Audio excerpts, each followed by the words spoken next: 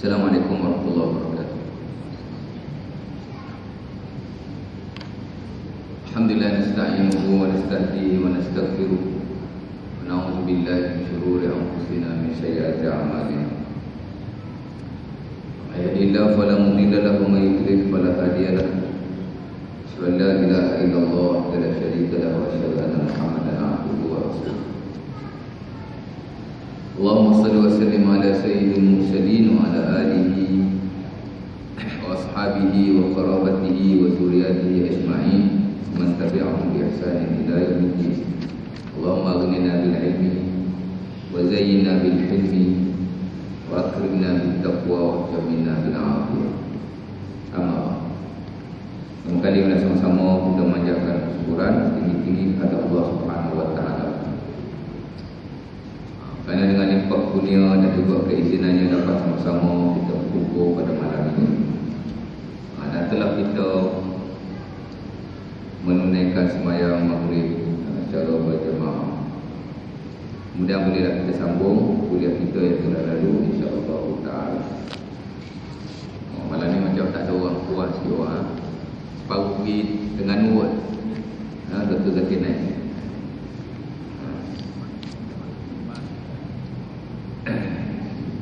Okay, baik. Jadi dalam kuliah yang lalu kita dah berkongsi beberapa perkara yang saya kira asas yang bersabit dengan ilmu tafsir secara khususnya dan ilmu-ilmu lain secara umumnya. Kita lebih kepada perkongsian dan sembang-sembang lah. Namun antara yang penting yang saya ketengahkan pada tuan-tuan, kalau tuan-tuan masih ingat lagi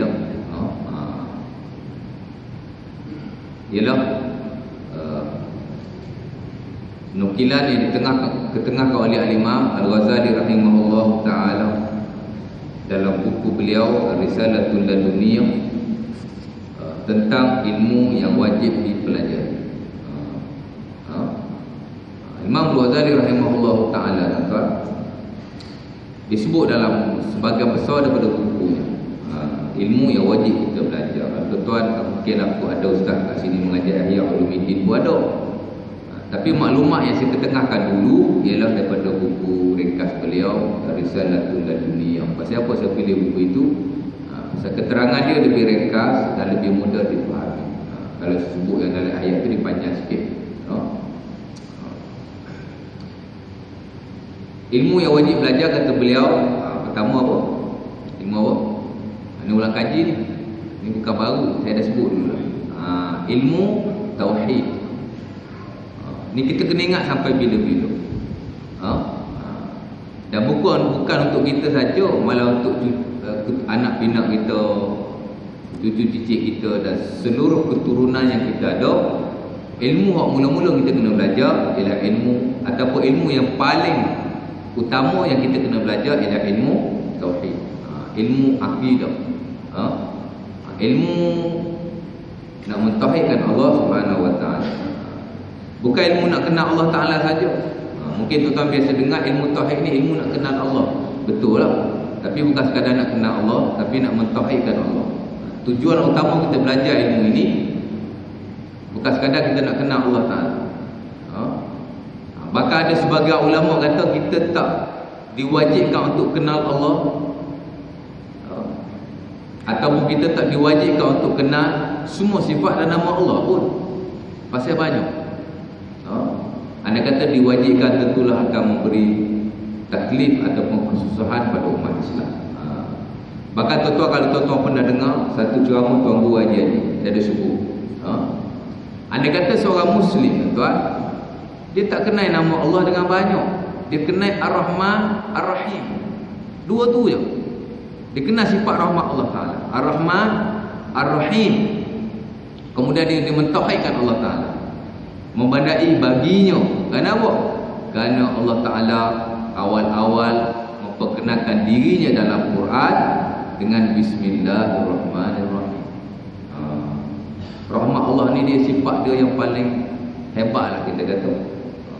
Sebab itu Nabi SAW dalam banyak-banyak sifat Allah Ta'ala. Allah Ta'ala banyak sifat tuan. Tidak ada had bagi sifat Allah Ta'ala dan namanya. Kita kata nama Allah Ta'ala 99 nama.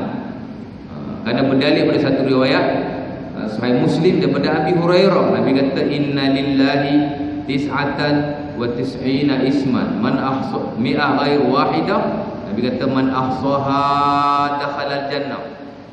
Nabi kata Allah Ta'ala ni ada 99 nama. 100 kurang 1. Siapa-siapa yang menghafalnya, bukan hafal sajalah, ulama kata hafal, belajar, ingat. Nabi kata dakhala al-jannah, dia akan masuk syurga.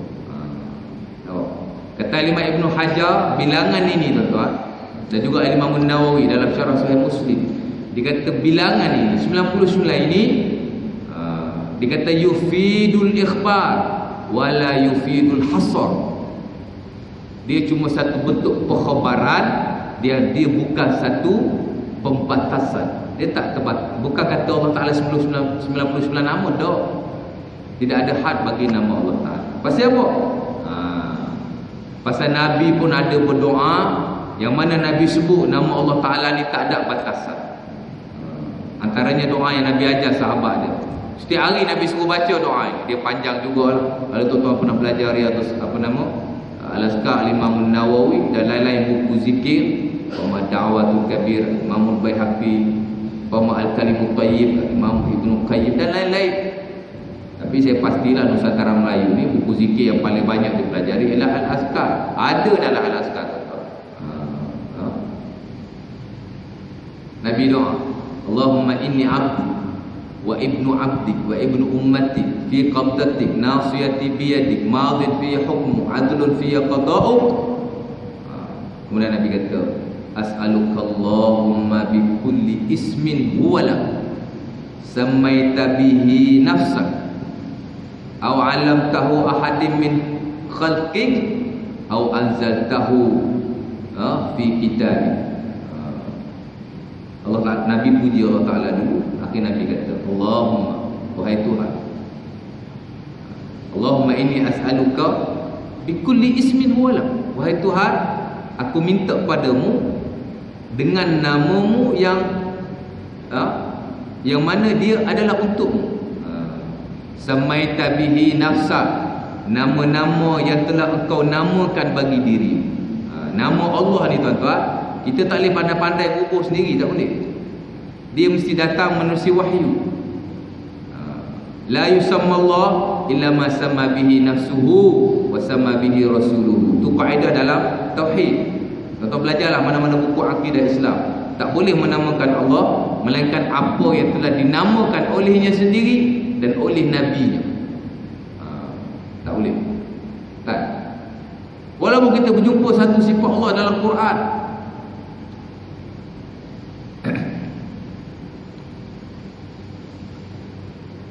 kemudian kita nak bagi atas sifat tu, nak bagi nama, tak boleh. Kan? Allah Ta'ala bercucuk, Allah Ta'ala yang tanam pokok-pokok ni tuan-tuan. Allah Ta'ala sebut dalam surah Ar-Rahman, am nahnu zari'un. Kami ni yang mencucuk tanam ni. Ya, pokok-pokok ni Allah Ta'ala yang tanam. Tiba-tiba kita nak panggil Allah Ta'ala ni zari', petani, boleh? Tak boleh.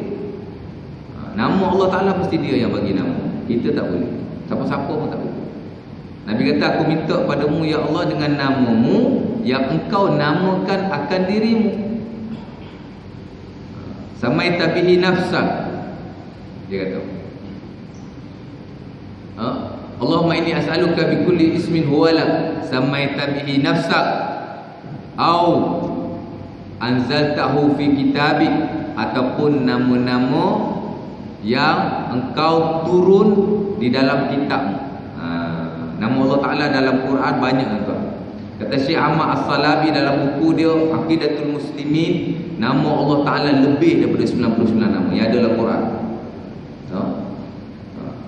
Dan setiap nama itu mewakili sifat-sifat. Lebih lah, banyak. Jadi Nabi kata, aku minta denganmu dengan namamu yang kau namakan dirimu, tak ada batasan, umum. Dan nama-namamu yang kau turunkan dalam kitabmu, yakni Quran. Awalam tahu ahadam min khalqi, ada nama-namamu yang kau ajar pada hamba-Mu, Nabi ya, dan Rasul. Au istaksarta bihi fi ilmil ghaibi 'indak. Nabi kata, dan juga dengan nama-namamu yang tidak diketahui oleh hamba-Mu, yang kau simpan di sisi ghaib pada dirimu sahaja. Mana ada nama Allah Ta'ala yang Allah Ta'ala tak wahyukan. Tahu? Sebab tu kata Imam Nawawi 99 tu bukan hak, dia bentuk perkhabaran saja. Sebab dia tidak ada kalimah, kecuali kalau Nabi kata nama Allah Ta'ala 99 sahaja. Itu perkataan sahaja itu dia memberi makna batasan. Perkataan faqat kalau belajar bahasa Arab, perkataan qat itu dia memberi batasan, makna batasan. Tapi ini Nabi tak sebut. Nabi cuma kata nama Allah Ta'ala 99 nama. Dan bila lihat dalam Quran, dalam hadis Nabi dan doa-doa Nabi, ada Nabi kata nama Allah ni ada yang Allah Ta'ala tak wahyukan, Allah Ta'ala simpan bagi diri, Allah Ta'ala rahsiakan. Nampak?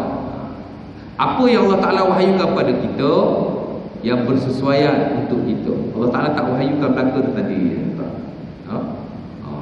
Kalau dia wahyu kita belajar tak habis, baca tak habis. Quran 30 juzuk kita baca tak habis. Setahun sekali tak pernah khatam pun. Tak ada kawal lah, saya sendiri pun kan. Jadi kita dia ilmu tauhid, ilmu macam mana kita nak mentauhidkan Allah Ta'ala. Nampak? Bukan nak kenal saja. Tuan-tuan tengok contoh saya bagi paling senang. Sayyiduna Abu Bakar As-Siddiq, dia ni dianggap musuh bagi satu golongan yang lain yang tidak sealiran dengan hadis. Tuan-tuan faham sendiri tak? Dia kata Abu Bakar ni tak Muslim mana pun.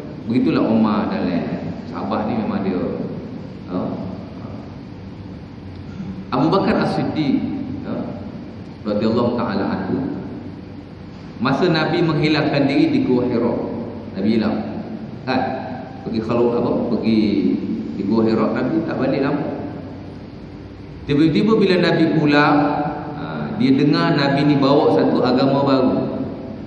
Dia pun tak tahu. Dia pergi jumpa dengan Nabi SAW. Mengikut riwayat sahih, umpama dalam Ahmad daripada Aisyah. Aisyah kata satu hari Abu Bakar jumpa Nabi SAW. Dia jumpa Nabi, dia dah lama tak jumpa Nabi. Kemudian dia tanya, dia kata, ya Muhammad, wahai Muhammad, dia kata aku dengar kau bawa satu agama yang bersalahan dengan agama nenek moyang. Apa benda ni? Nabi kata kat dia dua patah. Nabi kata, inni Rasulullah wa ad'umuka ilallah. Nabi kata, wahai Abu Bakar, aku sekarang adalah Rasulullah, aku ni adalah pesuruh Allah. Allah ni mana Tuhan lah. Orang Arab ni bila sebut Allah dia dah faham tuan, mana Tuhan. Cuma berbeza-beza kepahaman dia tentang Tuhan, tapi dia tahu bila sebut Allah Tuhan. Sebab tu Allah Ta'ala kata, wala in sa'altahum man khalaqas samawati wal ard la yaqulunna Allah. Kalau kamu tanyalah orang kufar, siapa yang cipta langit dan bumi ni, dia akan kata Allah. Walaupun cara dia faham Allah tu tak sama, tapi dia akan kata Allah, Tuhan Allah lah. Dia kata Tuhan Allah lah. Tapi kita jangan kata Tuhan Allah tuan. Orang Melayu kita bila cakap orang bukan Islam, orang Cina, orang India, bila dia sebut Tuhan Allah, kita pun kata Tuhan Allah. Tak boleh. Pasal apa? Kita sebut Allah, tak ada rukhsah kita sebut Allah, tak ada. Pasal apa? Allah ni tuan-tuan satu nama berhala, Allata. Orang Arab sebut dengan dua jalan. Pertama orang Arab sebut Allat, kedua orang Arab sebut Allah. Kalau Allat tak terbuka, dia panggil ta maftuha. Kalau Allat tadi tak tertutup, itu tak terbuka, hak ni tak tertutup. Allata, Allah, Allat. Kalau sebut Tuhan Allah dekat tu. Jadi sebagai ilmuwan dia larang yang sebutlah Tuhan Allah, Tuhan Allah. Kan? Berapa banyak kalau Tuhan Allah, Tuhan kepada Allah. Tak payah sebut Tuhan Allah, Tuhan Allah. Tu orang bukan Islam sebut tak apa. Kita sebut Allah. Biarlah, kan? You doa sama Tuhan Allah, tak payah. Kita jangan sebut Tuhan Allah, Tuhan Allah. Allah tu dekat dengan Allah tau. Allah tau ni ada beradik Al-Uzza, satu nama berhala pada zaman dulu. Sebab tu setengah mufassirun dia kata asal-asal ta tu tak tertutup. Allah ta. Tapi dalam Quran ditulis dengan tak terbuka supaya berbeza dengan kalimah Allah. Sebab takut-takut bila buat tak terbuka, kalau orang wakaf dia akan baca Allah, kan dekat dengan Allah tu. Maka dia buatlah tak terbuka supaya kalau orang terwakaf dekat situ, dia tak akan wakaf dengan Allah, tapi dia akan wakaf dengan Allah. Kan beza. Kan? Tahu? Itu kepentingan mushaf dia bagi. Ada sebagian perkataan di atas ijtihad, di atas dasar ijtihad, ya. Baik. Apa lah tu? Nak cerita pasal tauhid je lah. Bila Nabi kata ini Rasulullah ad'uka ila Allah, aku ni Rasulullah, dia faham tak? Ini pesuruh Tuhan. Walaupun mungkin kepahaman Tuhan dia tak sama. Aku nak seru kamu pada Allah. Kemudian Nabi ajar dia la ilaha illallah. Nabi ajar satu perkataan je tuan-tuan. Dia tak kenal pun siapa Allah. Yang dia tahu Allah ni Tuhan, yang tidak ada Tuhan melainkannya. Nabi ajar satu je. Nabi ajar dia inni Rasulullah ad'uka ila Allah la ilaha illallah.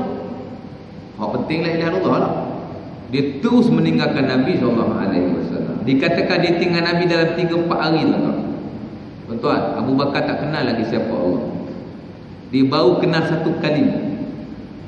Dia baru kenal kalimah Allah, dia baru kenal kalimah Rasulullah, dia baru kenal kalimah la ilaha illallah. Dia tahu Allah, dia tahu Rasulullah, dia tahu kalimah la ilaha. Tidak Tuhan melainkan Allah Ta'ala. Mana kata Tuhan ni dia mesti satu, dia esok. Dia hilangkan diri selama beberapa hari. Kemudian dia balik berjumpa dengan Nabi SAW. Kata tu dia bawa. Dia bawa 9 orang sahabat yang besar-besar, yang sebahagiannya telah dijamin masuk syurga. Osman bin Affan masuk Islam melalui Sayyidina Abu Bakar. Abu Ubaidah Al-Jarrah masuk Islam melalui Abu Bakar. Sa'ad bin Abi Waqqas masuk Islam melalui Abu Bakar. Sa'id bin Jubair masuk Islam melalui Abu Bakar. Ali bin Abi Talib masuk Islam melalui Abu Bakar. Saya sebut tak henti tuan. Tapi awal-awalnya 9 orang telah diislamkan oleh Abu Bakar As-Siddiq semata-mata kerana dia kenal la ilaha illallah. Baru kenal satu kalimah, tapi dah boleh islamkan orang Islam, sahabat Nabi yang besar-besar, walaupun 9 orang. Kita belajar kitab berjilid-jilid. Belajar mesti 6 tahun, 7 tahun. Tak cukup dengan ijazah belajar degree. Cuba tanya berapa ramai orang Islam yang kita islamkan. None. Saya tak kata tuan-tuan, saya lah belajar mesti none. Tak ada langsung. Tahu? Nama hari ni pula Dr. Zakir Naik datang. Kan? Ada orang tak bagi lah. Macam-macam lah. Dulu saya pernah sebut pada tuan-tuan pasal Dr. Zakir Naik. Tuan-tuan tekanlah dekat YouTube Dr. Zakir Naik Wahabi.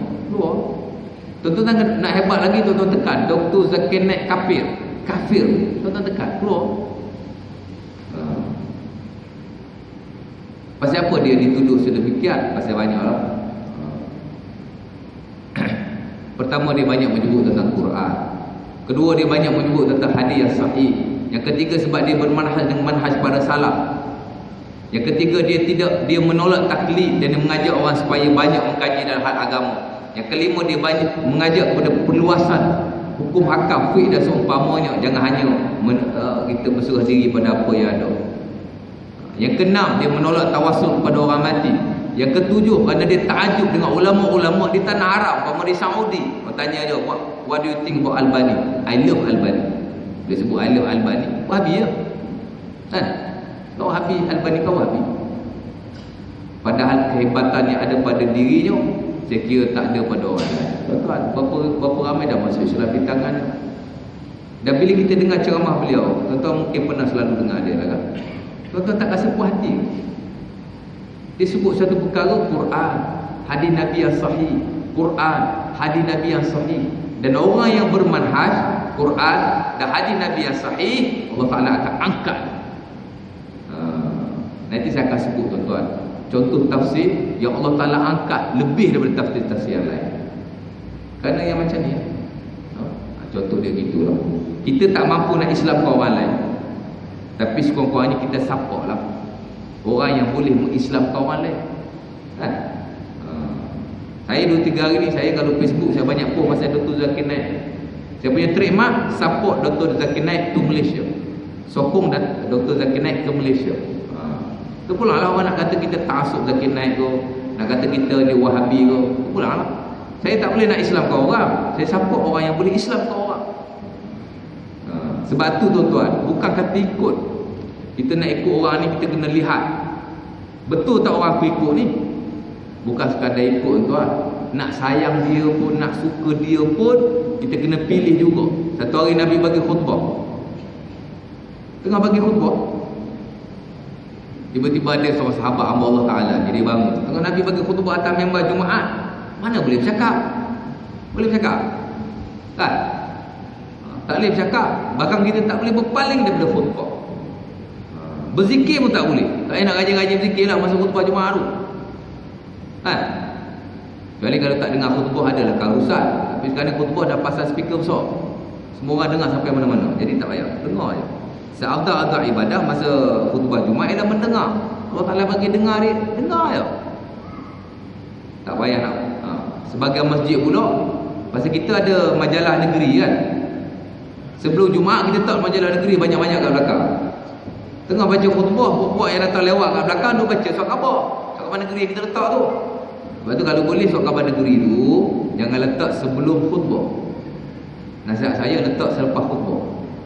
Lepas khutbah tuan-tuan, Assalamualaikum warahmatullahi, Assalamualaikum warahmatullahi, ada seorang AJK akan ambil surat khabar kita kat belakang. Oh, saya belum berzikir lagi, ustaz tak wirid lagi, tak apa. Assalamualaikum, saya sembahyang dah habis dah. Pergi tak belakang. Jangan letak waktu sebelum khutbah. Pasal saya lihat ramai sangat di kalangan para jemaah yang duk baca surat khabar negeri ketika khutbah sedang dibaca. Jadi kita elaklah, kita orang masjid kan. Ustaz mengajar ramai sini. Sama jugalah dalam perkara yang bersabit dengan tong-tong derma. Tong-tong derma yang duk jalan masa khutbah Jumaat tu kan. Kalau boleh lah, tak payah kita nak edah-edakan tong-tong pun. Ada buat sini? Tak ada buat? Ada buat? Ada orang kata, Ustaz makruh ya Ustaz. Kalau boleh kita jangan palingkan orang daripada khutbah Jumaat. Lara. Ada satu surau Jumaat di Sungai Buloh, saya tegur pasal saya mengajar situ. AJK ni tuan-tuan, ni perkongsian dia. Ada cerita pasal ilmu orang mengatur juga, masuk sikit-sikit. Contoh-contoh. AJK ni sebahagiannya ada lah dalam kuliah kita. Sebahagian tak pernah tunjuk muka kat kuliah kita pun. Maka AJK yang datang ke kuliah kita ni dibawa pandangan kita dalam mesyuarat. Sebahagian tak benar, menentang. Nanti takut apa nama, dia kata Ustaz Hasan kata tak berapa elok lah kita kutip derma masa khutbah Jumaat ni, tong-tong tu kan. Jadi dia cadang kita buat kutipan sebelum Jumaat. Budak-budak yang ada tu, budak tahfiz dia ada tahfiz. Budak tahfiz akan berjalan daripada soft ke soft. Ketika ustaz duk bagi khutbah dekat-dekat nak azan, masa tu ramai orang kutip masa tu. Jadi kalau boleh janganlah duk kutip, duk jalan masa khutbah Jumaat tu. Tak sangat detail tu. Oh, dia kata kalau buat macam tu nanti derma kita kurang. Takut derma kurang. SU dia kata tak apalah, kita cuba dulu tengok macam mana. Sebab Ustaz Hasan kata memalingkan orang daripada khutbah ni tak elok. Kita nak orang fokus pada khutbah, dengar khutbah. Sahabat duk main pasir tuan. Pasal masjid Nabi dia bukan ada kapet macam kita. Kapet cantik macam ni pun orang tak nak mari masjid. Cuba buang kapet sekali tabur pasir je, semua semayang atas pasir. Seronok semayang atas pasir ni. Saya kalau pergi camping ke apa, saya semayang atas pasir seronok. Sekali-sekala lah. Jangan bawa pasir nak atas rumah pula. Buat lapis sujud. Dia buat. Tuan-tuan, saya beritahu, tak kurang walau satu sen. Kutip semasa kuliah, saya dari kuliah, dengan kutip semasa khutbah tu tunduk jalan tu, tak kurang walau satu sen pun. Lebih lagi. Lebih. Mula-mula dia tak nak buat sebab takut dapat derma kurang. Tapi tak kurang, dapat lebih sikit lah daripada kutipan biasa. Pasal khutbah Jumaat ni dia ibadah. Dia ibadah. Kalau nak ikut fatwa Imam Syafi'i memanglah makruh Tapi pada orang itu, kita yang nak memalingkan orang tu tak, masalah sikit. Kalau boleh jangan nak kutip-kutip sebelum itu. Dan orang yang sebenarnya dia datang ke masjid, dia dah ada niat nak derma, dia akan derma pun. Kan masjid kita dah ada tong-tong kan. Saya sebelum masuk masjid, kat tong tu kita dah masuk kan. Tak perlu kita kutip masuk khutbah lah kalau boleh. Tapi ada jugalah tempat saya mengajar, saya larang, dia buat juga. Tak pulang lah. Kita bagi teguran. Nak buat-buat kan. You all ada imam. Imam you all pun belajar tinggi. Kita ada AJK pun berpengalaman. Terpulang lah. Ini cuma nasihat saya yang daib. Saya beritahu. Sebab dalam fiqh, kutip derma masuk khutbah ni tak berapa kena tuan-tuan. Walaupun guna tong. Kalau boleh lah. Terpulang lah. Saya pergi situ lah. Saya pergi pasal tong pula ni. Pasal apa? Lupa lah. Pasal tadi kan Nabi tengah bagi khutbah Jumaat, tiba ada orang sahabat bangun. Sahabat ni dia panggil Arabi. Arabi ni orang kampung lah. Orang kampung biasa lah kan. Dia bangun, dia tanya, kata, ya Rasulullah, mata sa'ah? Wahai Nabi, aku nak tanya, bila kiamat ni?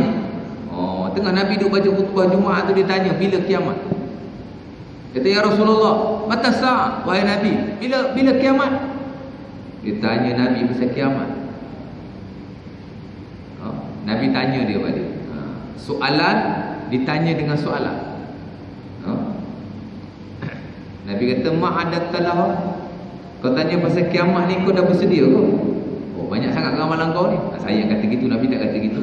Nabi cuma kata, ma'adattalah, apa yang kamu telah sediakan baginya. Dia pun kata, ya Rasulullah, ma'adattu laha bikasiri salatin wala siyamin wala sadaqatin walakin uhibbullaha wa rasulah. Kata, wahai Rasulullah, aku ni semayang tak banyak, puasa aku tak banyak, sedekah aku tak banyak, tapi uhibbullaha wa rasulah, aku suka pada Allah dan Nabi. Itu je dia. Aku rasa aku lebih ni pasal aku suka kan Rasulullah, dan aku suka pada Allah Ta'ala. Nabi pun kata, al-mar'u ma'aman ahbab, al-mar'u ma'aman ahabba. Nabi kata seseorang itu akan bersama dengan orang yang dia suka. Kita tak ikut dia pun, tapi kita ada suka kat dia. Esok kita duduk dengan dia tuan. Bukan kata nak ikut orang. Nak ikut orang lebih-lebih lagi dah, kita kena pilih. Nak suka pun tuan-tuan kita kena pilih. Kan? Tuan-tuan suka dengan DAP, esok tuan-tuan lah duduk lah dengan DAP. Contoh dia macam tu lah. Suka siapa-siapa, kita akan duduk bersama. Sama je, kita suka Zakir Naik, satu hari kita akan duduk kan. Nabi kata begitu. Nampak? Contoh macam hari ni macam tu lah. Kita tak boleh nak Islamkan orang, kita sokong orang yang boleh Islamkan orang. Memadai lah, insya-Allah ta'ala. Baik. Kita tadi ilmu tauhid, ilmu nak kenal Allah Ta'ala, dan bukan saja nak kenal, tapi nak mentauhidkan dia. Bahkan orang yang tidak mentauhidkan Allah, sebenarnya dia tidak kenal Allah. Walaupun ilmunya banyak, dia belajar banyak dah, tapi masih terlibat dengan syirik, dia tak kenal Allah. Boleh jadi dia hafal nama-nama Allah, dia hafal sifat-sifat Allah, tapi dia masih dan cara kita belajar tauhid ni terpulang tuan-tuan. Ada sebahagian tempat dia belajar melalui kaedah ilmu kalam, kita panggil sifat 20 lah tanah Melayu, terpulang. Ada setengah tempat dia belajar melalui tauhid 3, rububiyah, uluhiyah, asma' wa sifat, terpulang, boleh juga. Ada sebahagian daripada metodologi pembelajaran ilmu tauhid bukan berasaskan kepada ilmu kalam, bukan juga berasaskan kepada sifat tauhid 3, tapi berasaskan kepada rukun iman. Ada juga Imam Ahmad Hukmi tuan, dia karang buku The Mi'rajul Qabul, bukan di atas dasar sifat 20, bukan di atas dasar tauhid 3, tapi di atas dasar tertib rukun iman. Dia ajar dulu al-iman billah. Baru iman ni nombor satu, percaya pada Allah Ta'ala. Dia ajar dulu apa makna percaya pada Allah Ta'ala. Apa hadis-hadis yang Nabi sebut tentang al-iman billah, dia sebut satu-satu. Dan perkara pertama yang difokuskan ialah la ilaha illallah. Dan buku beliau adalah rujukan saya bila mana saya mengajar ilmu tauhid. Tahu? Saya mengajar di Sanwi. Darjah Aqidatul Islam. Saya pakai buku dia. Setahun saya ajar tuan, 12 kuliah tak kurang. Saya hanya ajar kalimah la ilaha illallah. La ilaha illallah. Tak habis-habis lagi sampai hari. Tapi akhirnya kuliah saya digantikan dengan orang lain. Saya tak habis-habis. Saya bagi kat sahabat saya. Sebab saya ngajar 2 kali. Satu tafsir, satu tauhid. Sekarang ni saya ambil tafsir je. Tauhid saya bagi kawan saya yang baru nak belajar mengajar. Baru ni. Anak murid saya jugalah di universiti. Saya bagi dia lah, bagi ruang ada. Itu ilmu yang kita kena belajar ya tuan-tuan. Terutama kita di tanah Melayu ni, kita ni dunia khurafat, dunia tahyul. Yang mana kita nak kena faham. Orang yang benar-benar faham Allah, dia takkan terlibat dengan syirik walau sedikit pun. Tahu? Dia tak terlibat. Walaupun perkara itu benda yang kecil-kecil. Kadang-kadang benda tu tuan-tuan, dia ada keharusan. Amalan tu dia ada keharusan. Kalau kita kaji, ada keharusan. Tapi kerana kepercayaan tu yang jadi masalah. Tuan-tuan gantung ayat Quran kan? Jumhur kata makruh je. Tuan-tuan nak gantung kat rumah, gantung kat kedai, gantung kat masjid. Jumhur kata makruh. Sebagai kecil kata haram. Tapi gantung tu dia tak ada masalah sangat. Pasal ulama kata makruh. Tapi tulis ayat Quran di kubur haram tuan-tuan. Tulis Al-Fatihah di kubur haram. Bahkan tulis doa pun haram kalau dia ada nama Allah. Kan banyak kubur ni dekat kepuk tu orang tulis doa, orang tulis Al-Fatihah. Betul tak? Siapa nak baca tu? Tak ada orang nak baca pun. Dalam mazhab Syafi'i, Quran ditulis di kuburan haram.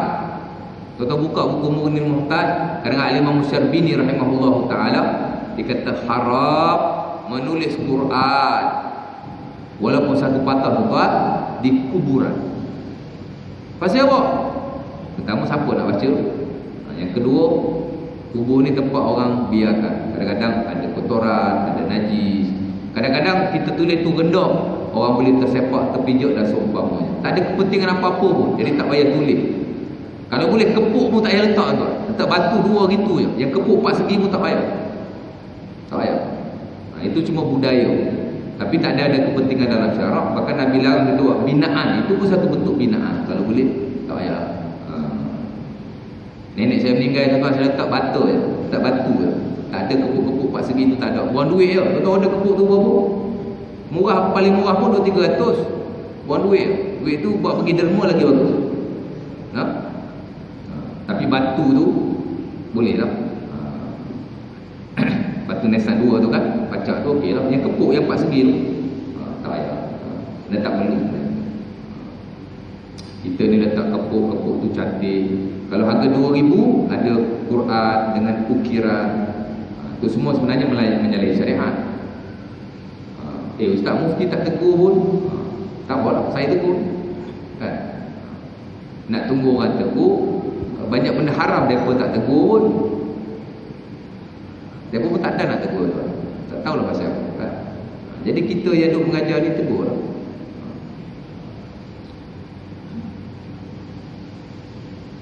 Baik. Jadi kita ajar kalimah itu supaya orang faham. Jangan terlibat. Macam saya kata tadi kat Quran, kadang-kadang gantung tu dia cuma makruh. Makruh ni tuan-tuan faham lah. Makruh ni tak haram. Tapi kepercayaan. Aku gantung ayat 1000 dinar, nanti boleh laris. Itu kepercayaan tu problem. Ada masalah sikit. Gantung umpamanya apa lagi? Gantung khatamun nubuwah selamat insya-Allah. Jadi kepercayaan tu dia bermasalah. Saya pergi ada rumah seorang sahabat, kita lah salah seorang AJK suruh. Dia ajak pergi rumah dia, saya pergi lah. Depan rumah ada khatamun nubuwah, depan pintu ada khatamun nubuwah, kat ruang tamu ada khatamun nubuwah. Khatamun nubuwah tu zikir je, walaupun dia tidak waris pada Nabi pun. Tapi pasal apa gantung ni? Saya tanya, pasal apa gantung? Tak ada apa Ustaz. Dia satu bentuk kita harap keselamatan. Kalau boleh tak ayah, saya kata saya suruh dia turunkan. Saya suruh dia turunkan. Zikir tu bagi saya tak ada masalah pun.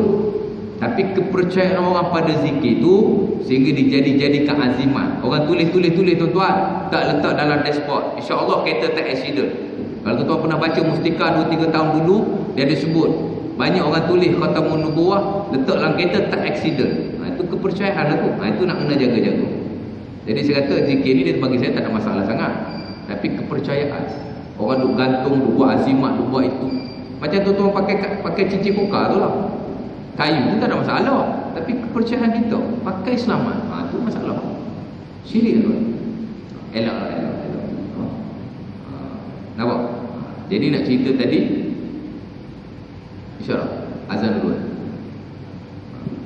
Jadi ilmu nombor 1 kita kena belajar. Walaupun kita tak boleh khatam ilmu tauhid, dan tak ada siapa boleh khatam pun. Saya pun tak pernah khatam tuan.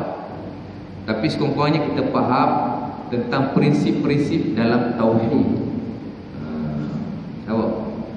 Kenal nama Allah, kenal berapa namanya yang penting-penting, kenal berapa sifatnya yang penting-penting, dan kita betul-betul yakin pada Allah Ta'ala. Nak azan tak? Okey, boleh.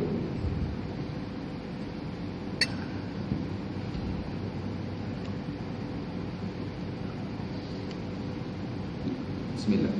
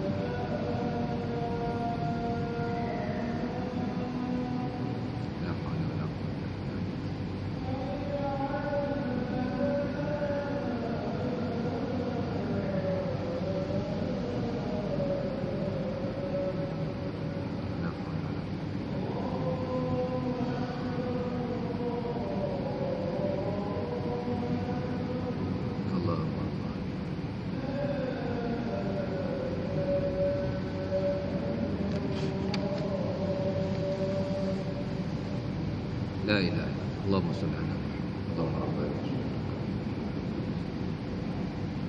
Allahumma inni. Okey, baik. InsyaAllah. Kita baru setengah jam je kuliah. Datang setengah jam pun. Jadi nak cerita tadi, walaupun kita tak khatam ilmu, tapi korang kita fahamlah prinsip dia. Tuan-tuan kena benar-benar yakin pada Allah Ta'ala.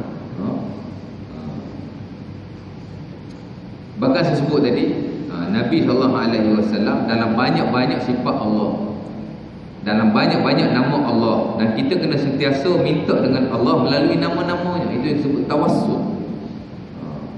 Setinggi-tinggi tawassul ialah bertawassul dengan nama dan sifat Allah. Dan Nabi SAW telah menunjukkan contoh yang baik dalam perkara ini. Nabi SAW sebelum dia diangkat ke langit pada malam Isra' dan Mi'raj, bulan Rajab ni kan, betul ke Isra' dan Mi'raj bulan Rajab? Imam Nawawi dia ada dua pandangan. Pertama dia kata bulan Rajab 27, itu disebut Raudatul Talibin.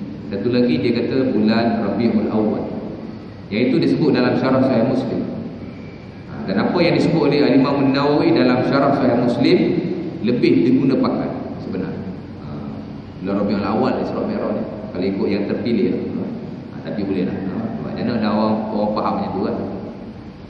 Nabi SAW bila nak Isra' dan Mi'raj, bila Nabi nak diangkat ke langit, Nabi melalui proses Isra', berjalan daripada Madinah pergi ke Makkah, pergi ke Baitul Maqdis. Nabi melalui beberapa tempat yang penting dalam kenabian. Nabi lalu di kawasan Nabi Musa AS, Nabi lalu di kawasan Nabi Isa AS. Tapi Nabi tak pernah berhenti di kuburan.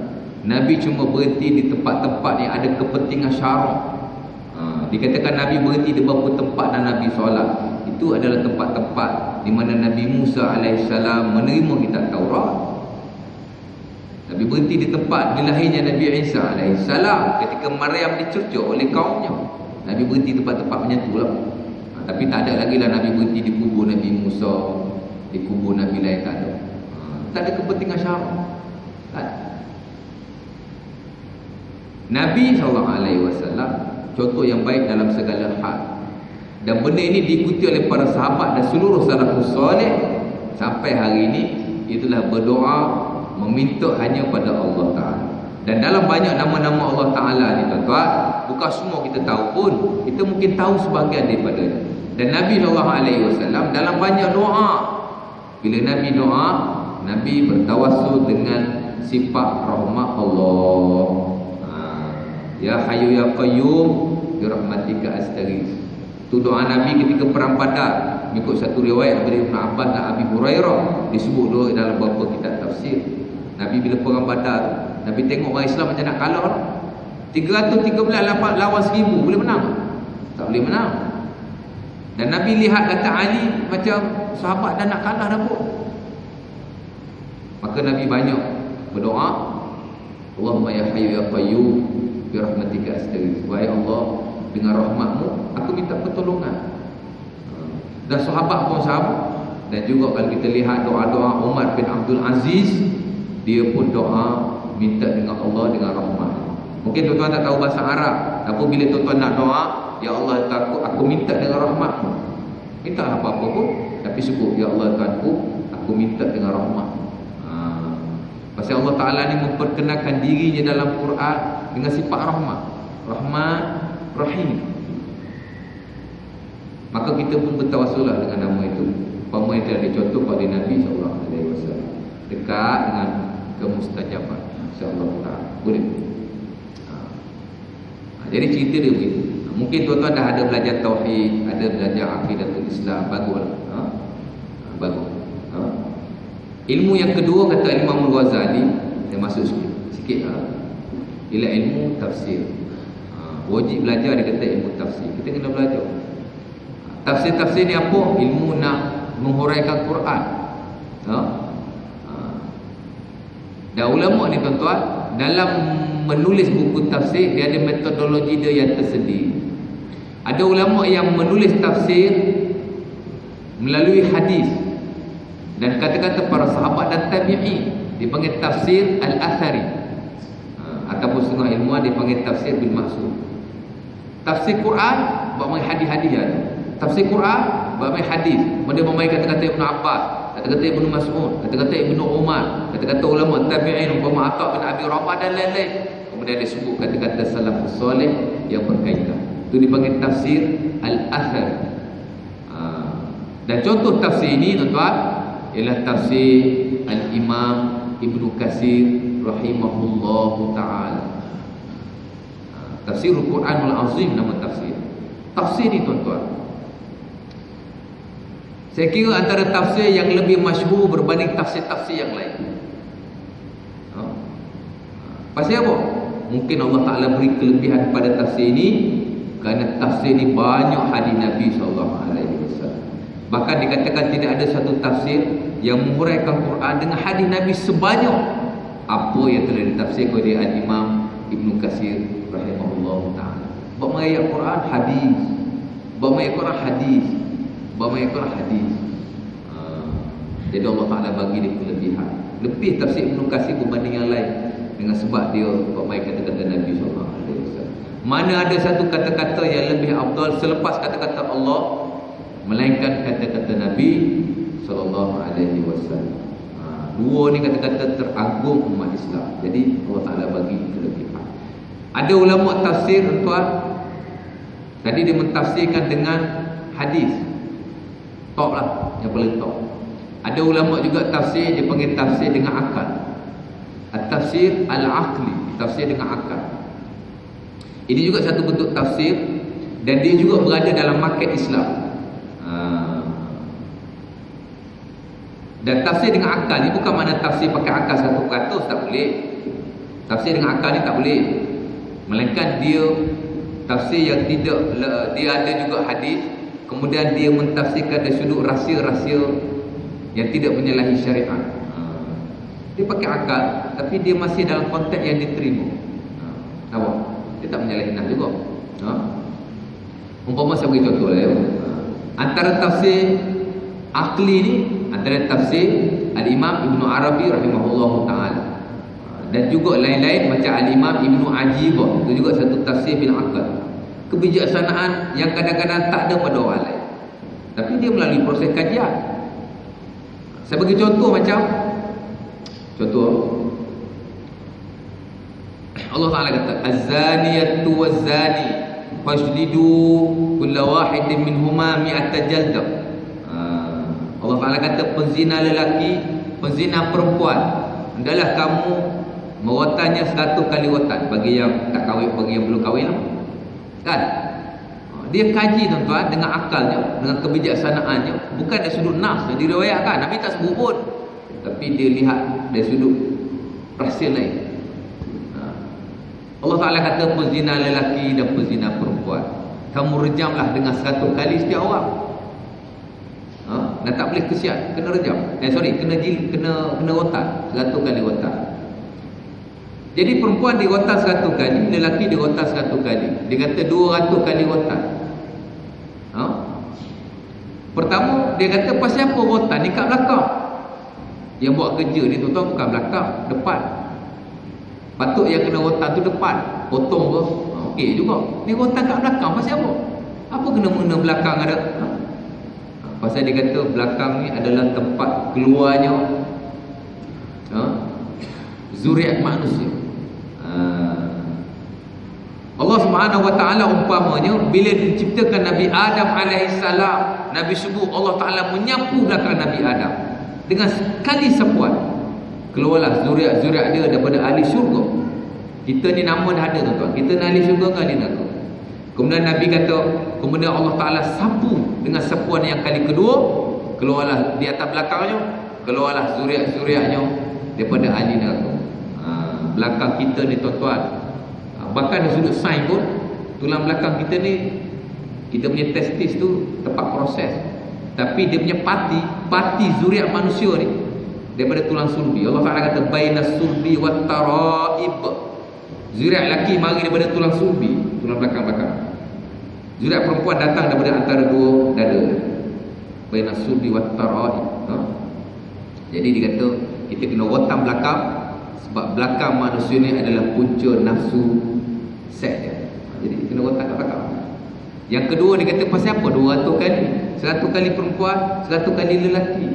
Pasal jika dihitung-hitungkan hari suci seorang wanita setelah ditolak haidnya, setelah ditolak nifasnya, setiap tahun adalah sebanyak 200 hari.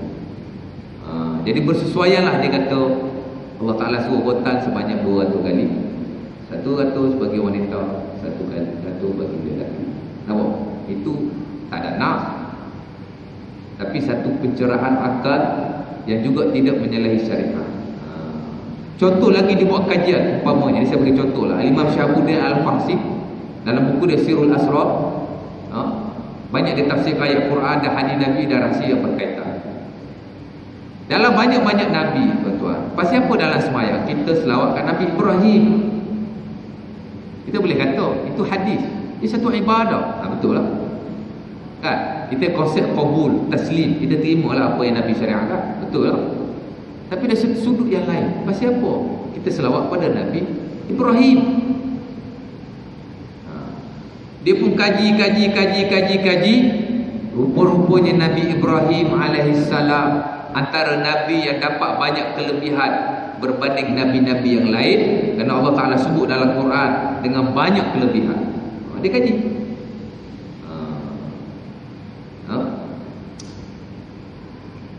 Padahal jauh lagi Nabi Ibrahim dengan Nabi Muhammad jauh. Nabi yang lebih dekat dengan Nabi Muhammad ialah Nabi Isa dan Nabi Musa. Bahkan Nabi Isa yang paling dekat pun. Kita kan dekat dengan agama Yahudi Kristian kan? Patutnya kita selawat pada Nabi Isa. Pasal apa kita selawatkan Nabi Ibrahim? Dia kan. Maka dia buat satu kesimpulan. Pertama, kerana sebagai ulama memang berpendapat Nabi yang afdal Nabi Ibrahim pun. Kalau kita buka buku Al-Imam Suyuti rahimahullah ta'ala, Imam Dirayah, dia kata Nabi Musa adalah Nabi yang afdal. Nabi Ibrahim antara Nabi yang terafdal. Maka Imam Ibn Hajar pun ada sebut, tak salah. Tapi ini satu kajian lain. Dia kata antara Nabi yang berdoa pada Nabi Muhammad dan umatnya dalam Quran, yang Allah Ta'ala sebut 2 orang Nabi. Pertama Nabi Nuh alaihissalam, kedua Nabi Ibrahim alaihissalam. Berdoa pada umat Nabi Muhammad ni, umat yang terkemudian. 2. Pertama Nabi Nuh, kedua Nabi Ibrahim alaihissalam. Dalam Quran mereka berdoa sebanyak 2 kali. Adalah ayat-ayat dia tu, saya tak berapa ingat. Nabi Nuh alaihissalam, Allah Ta'ala telah salam kepadanya dalam Quran sebanyak 2 kali, sesuai dengan doanya pada umat Nabi Muhammad sebanyak 2 kali. Allah Ta'ala kata wassalamun ala Nuhin fil alamin, wassalamun ala Nuhin fil alamin. Allah Ta'ala sebut salam kat tanah 2 kali. Adapun Nabi Ibrahim alaihissalam, Allah Ta'ala cuma sebut sekali, wassalamun ala Ibrahim. Sekali lagi, kita lah umat Nabi Muhammad sallallahu alaihi wasallam berselawat kepadanya di dalam solat. Betul tak? Itu masuk bil akal, dengan jalan akal, namun dia tidak menyalahi syarak, mengikut apa yang disebut oleh ulama-ulama. Dan banyak lagi lah saya nak sebut. Tuan-tuan baca Bismillahirrahmanirrahim. Saya tanya tuan-tuan, ada berapa huruf? Ada berapa huruf? Saya dah sebut dulu. Ada 17 huruf, tuan-tuan. Pintu neraka ada berapa huruf? Pintu neraka ada berapa huruf? Pintu neraka ada berapa pintu?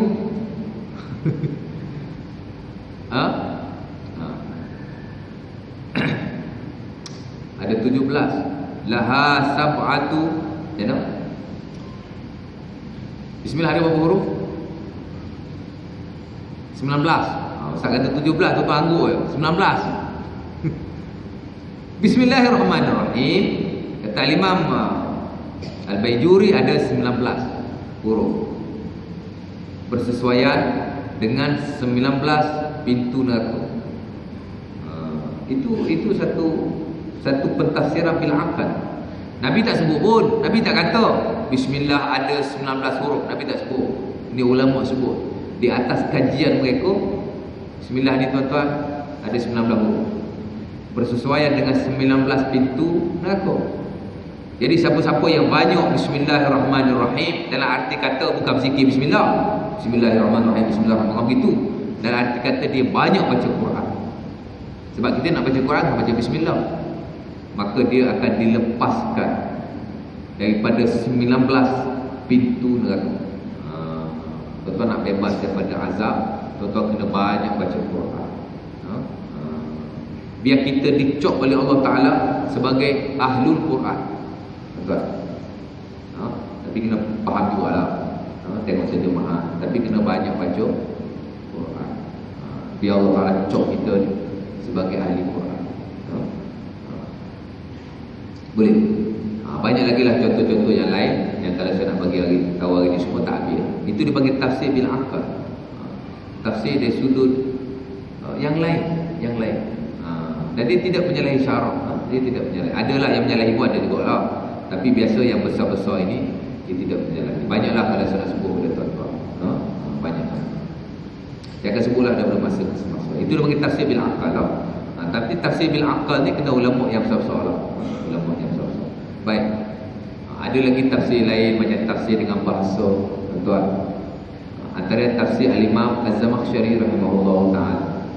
Ini tafsir dia tafsir bukan tidak 100% ahli sunnah. Dia tafsir Mu'tazilah. Kita tahu kan? Belajar sebab dulu kan, belajar akidah dia ada tafsir, dia ada satu golongan dia panggil Mu'tazilah. Dia tafsir Mu'tazilah. Kita boleh belajar tafsir itu, tapi bila masuk bab akidah kita kena hati-hati. Pasal dia ada sikit berbeza dengan ahli sunnah. Tapi dia satu tafsir yang baik. Terutama tafsir dari sudut bahasa Arab. Tuan-tuan nak tengok i'rab yang paling baik, tuan-tuan tengok tafsir Az-Zamakhsyari. Dia tafsir dari sudut bahasa. Ada lagi tafsir tuan-tuan, dia disusun mengikut perbahasan qiraat. Antara tafsir Al-Lubab karangan Al-Imam Abu Hafs Ad-Dimashqi rahimahullah ta'ala. Pasal qiraat, dia fokus pada qiraat. Pasal qiraat ni penting juga. Nampak?